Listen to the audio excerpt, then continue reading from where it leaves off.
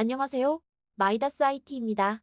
이번 영상은 동해석을 배우는 시리즈물의 첫 영상입니다. 동해석은 네모다. 많은 분이 동해석이 무엇인지 쉽게 설명하지 못할 것입니다. 이번 시리즈를 통해 이 빈칸을 채워나가겠습니다.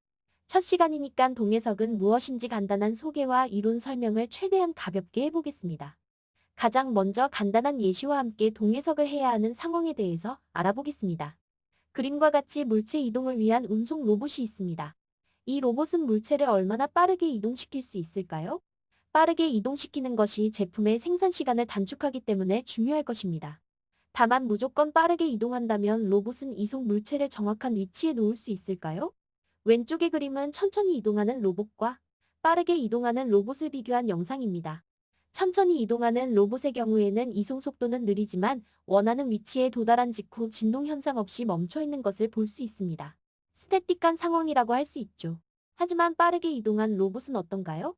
오랜 시간 진동이 이어지며 원하는 위치에서 고정되어 있지 않은 모습을 볼 수 있습니다.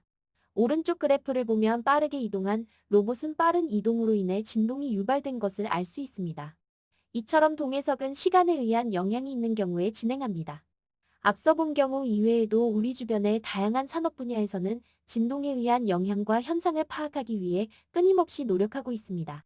자동차의 엔진, 헬리콥터의 프로펠러, 세탁기 속 모터 등은 구조물의 진동을 증폭시킬 수 있는 요소이며, 이외에도 충돌, 낙하, 지진 등의 상황을 고려하는 많은 산업 분야에서 동해석을 수행하고 있습니다.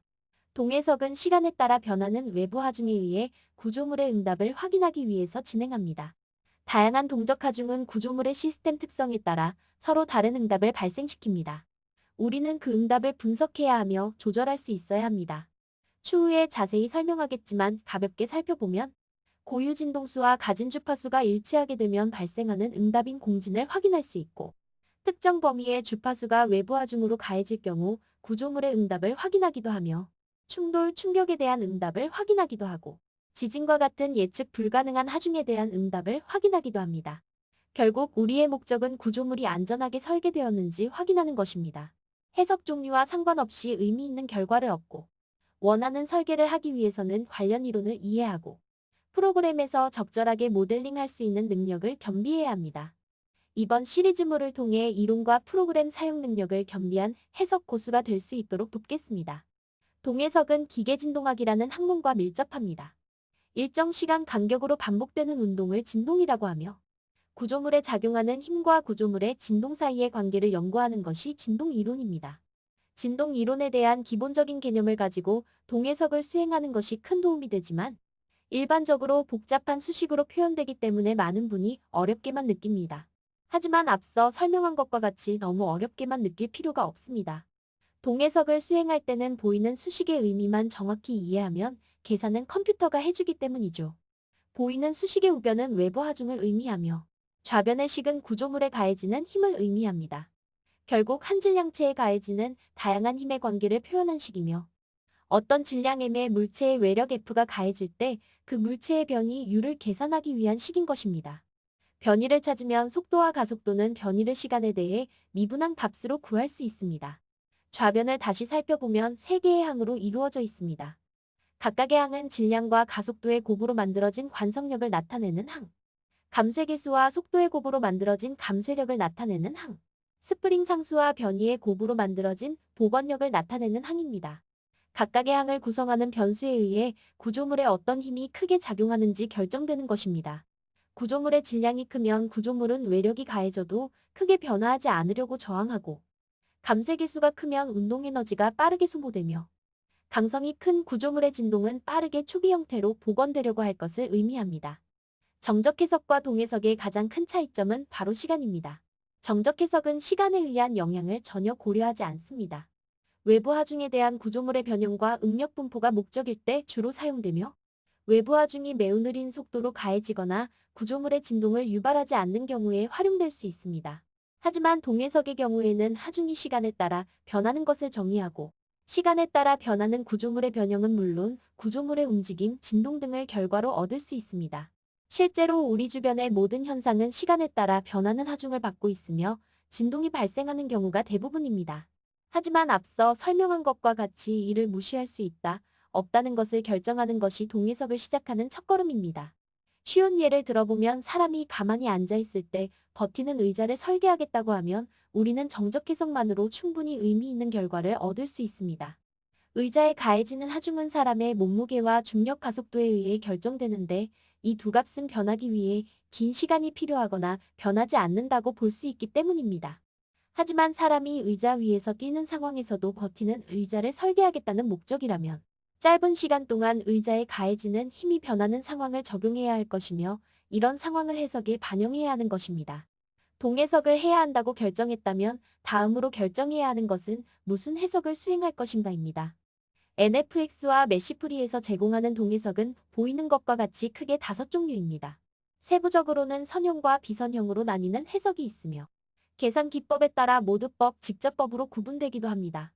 다소 복잡하게 느껴지고 어려워 보이지만 외부 하중 또는 원하는 결과에 따라 해석의 종류는 결정되는 것이기 때문에 앞으로 이어지는 영상을 통해 여러분 모두가 적절한 해석 종류를 선택하시고 해석을 수행하실 수 있게 될 것입니다. 지금부터는 앞서 확인했던 식을 구성하는 변수들을 하나하나 살펴보겠습니다. 식에서 가장 먼저 볼 항은 바로 외부 하중을 의미하는 F입니다. 동해석에서는 시간의 흐름에 따라 변화하는 외력을 정의할 수 있다고 말했었습니다. 이때 외력은 몇 가지 종류로 나누어 생각할 수 있습니다. 가장 먼저 일정한 반복 없이 정의되는 외력이 있을 수 있습니다. 그림에서 보이는 것과 같이 골프공에 가해지는 하중은 아주 짧은 시간 동안 강한 하중이 들어오는 것을 알 수 있습니다. 이런 하중은 시간에 대해 힘의 크기를 정의하는 그래프를 만들어 정의할 수 있습니다. 다음은 일정한 주기를 가지고 반복되는 하중입니다. 이렇게 일정한 주기를 가지고 반복되는 모든 하중은 풀이의 변환을 통해 모두 사인과 코사인 함수의 조합으로 표현할 수 있으며 각 함수의 주파수별 크기와 위상 제어를 통해 하중을 정의할 수도 있습니다. 다음으로 지진과 같이 일정하지 않으면서 크기를 예측하기 힘든 하중이 있을 수 있습니다.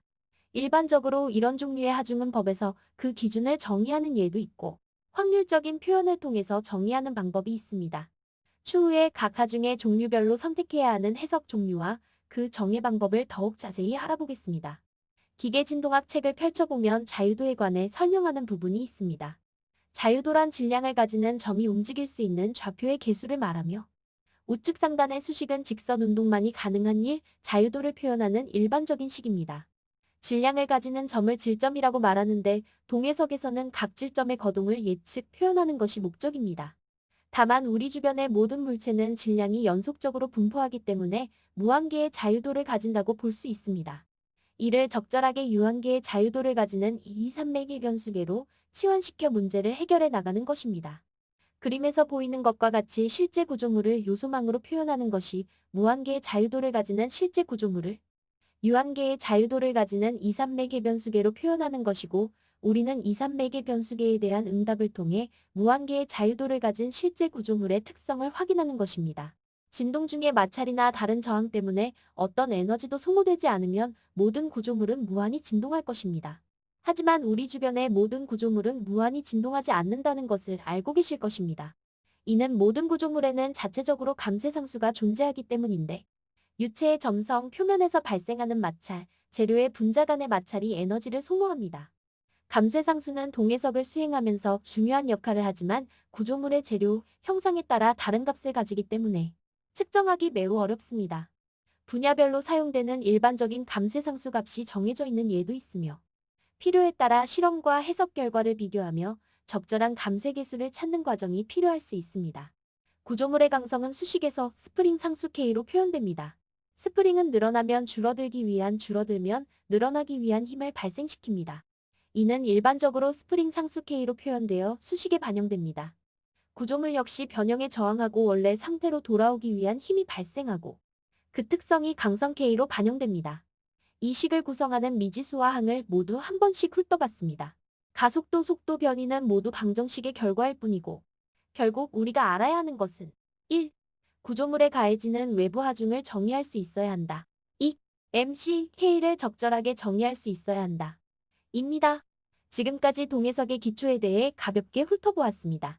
앞으로의 영상에서 NFX, 메시프리에서 어떻게 동해석을 하는지, 해석 결과를 어떻게 이해해야 하는지에 대해 자세히 알아보겠습니다. 감사합니다.